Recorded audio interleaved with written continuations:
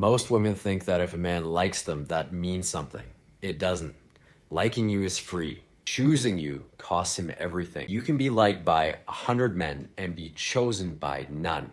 Because being liked, well, that's passive. It's effortless. It's, I like your vibe. I like your face. I like what you give me. But being chosen, that's intentional. That's sacrificial.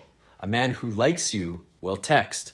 A man who chooses you will show up, especially when it's inconvenient.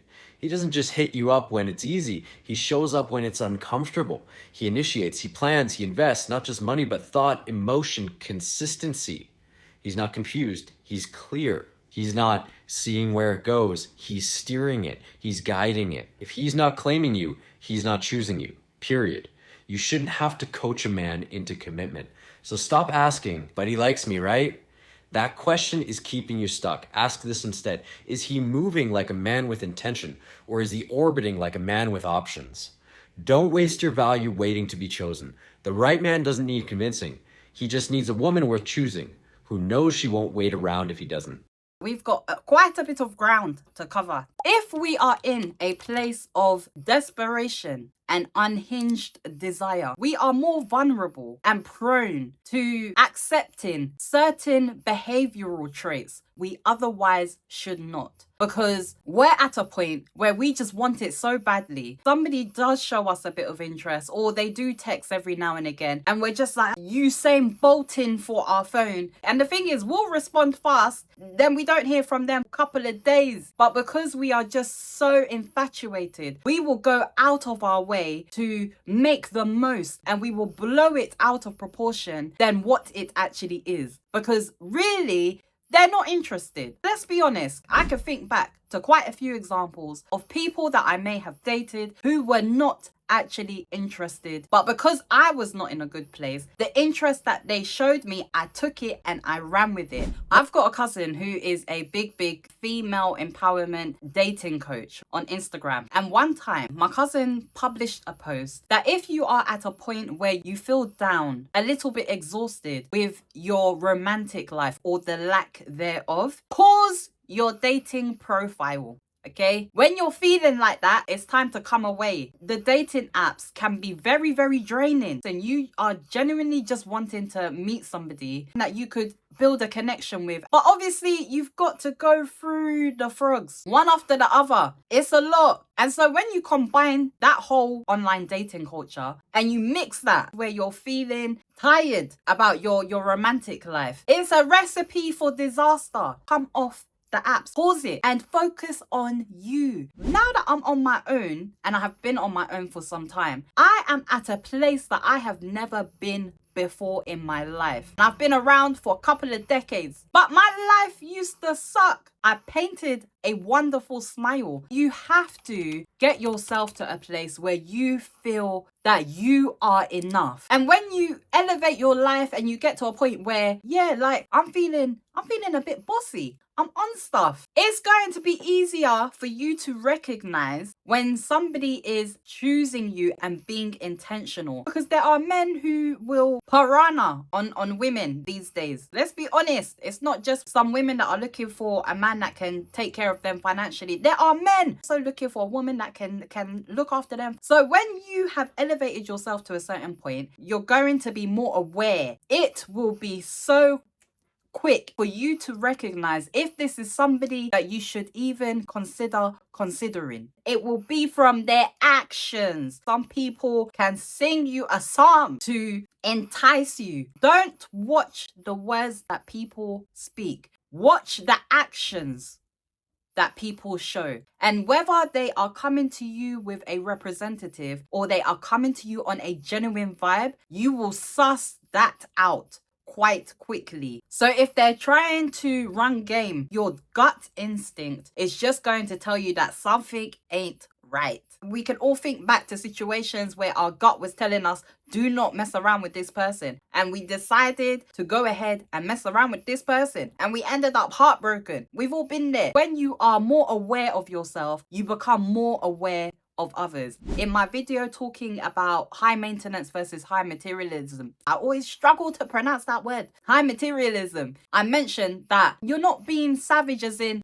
being rude, being disrespectful, but you are savage in protecting your peace. It's not just about the words that someone says. Listen, I've got bare references, yeah? Not that I'm trying to big myself up. Anyone who is close to me, they know how I operate. They know the condition that I deal with, but they know that for the most part, I am constantly working on myself. They know my lifestyle. The way that you found me then is the way that you're going to find me, even if there is a gap in our communication. It is who I am. And when you get to that type of level, you are going to recognize when somebody else operates in the same type of dynamic. They don't need to tell you. You will see it in their actions. It is not about the sweet nothings and the Shakespeare lines coming out of their mouth. I'm hearing what you're saying. What I am seeing is speaking so much louder than the words that you're telling me. A man with intention, direction, focus, determination, consistency. They don't talk about it, they're about it. Because we're done with the ones that will mess us about. We elevate our lives and then we elevate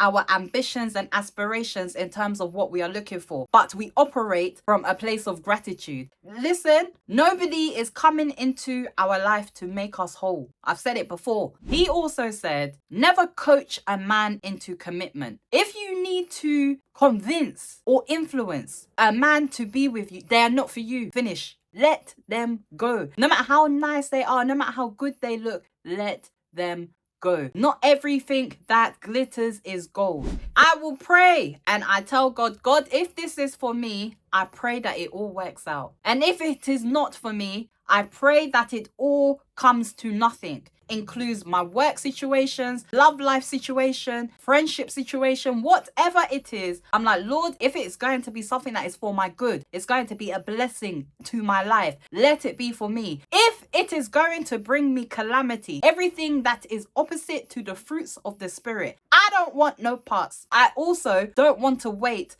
till our connection gets to a point where I start to realize that my well-being is declining. So from the get-go, Lord, take them out of my life, please. And I go about my business. I'm like, listen, I'm not begging anyone to be with you. You know why? Because I know my worth. My actions speak for my character. I'm not begging anybody. No. What is for you will be for you. And in fact, here's a sidetrack. When it comes to the whole online dating and stuff, you get some people who are like, if I'm talking to you, it should just be you and I. So it'd be nice if you delete your profile. Don't do that. No, because when you believe in your source, you're not going to be threatened by the potential of them meeting somebody else. For me, that's fine. Explore your options. If you're a serious person, you're going to want to commit to the person that you feel is the right one for you. And that might not be me. And that's okay. I want the best for them. If it's not me, why am I going to be a hindrance and a barricade to their blessing? They could be dating these other people and realize that actually, I know the woman that I want. And that could be me. That could be somebody else. I am not threatened because I know what I have to offer. I want them to choose me for me because they see the value in me. So if they are speaking to listen, we're on a dating app. Do you know how dating apps work? Because you will not be the only conversation that somebody is having. Typically, okay, we had a few good conversations. And so now what? I'm your wife after 2 days. Nah, sir, no. This is another thing to add to that.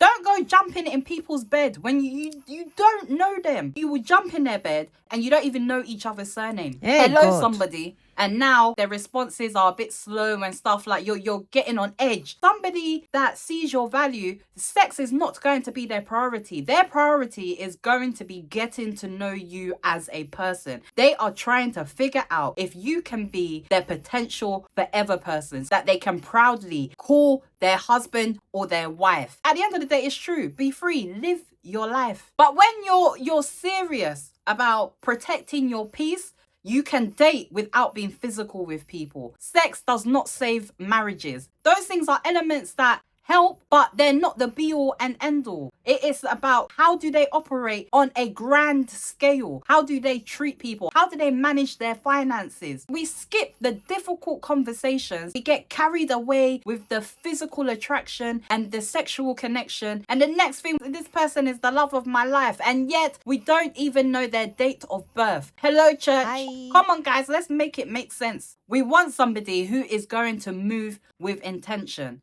But at the same time, when we get ourselves to a place where we are feeling whole, healed, that is at the point that it's now a good time to start looking for your potential spouse. What is the point of having something when you are not ready or equipped? We will be so quick to jump into a relationship with somebody without doing groundwork. You can't just be driving a car and not have a license, at least in the UK. When you go into a job is not going to just take you on because you look nice or you smell nice. No, they want to know that you have the right level of experience that is required for that position. But for some reason, when it comes to one of the biggest commitments of our lives, we will just dive in there. It's time for us to change things a little bit. Let's not go into these things blind, thinking that love and physical attraction is enough. If you're in a position where you're single like me, we have got the opportunity and to really find out what it means to be in a marriage covenant, what it entails, so that when we do get to a point where we meet a significant other, we are well prepared for it. We're not just going in there hoping that love carries us through.